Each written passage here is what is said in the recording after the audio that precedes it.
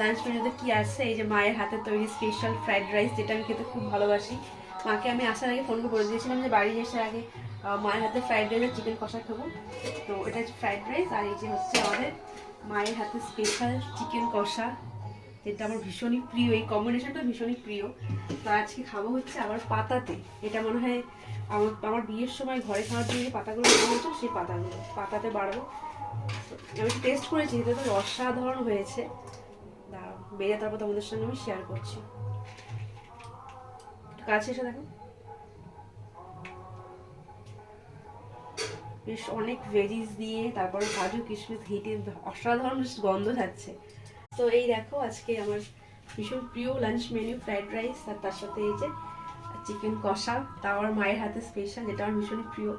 তো এর আগে অল্প টেস্ট করেছি অবশ্য, কিন্তু কাছ থেকে দেখে কিন্তু ভীষণ ভালো হয়েছে।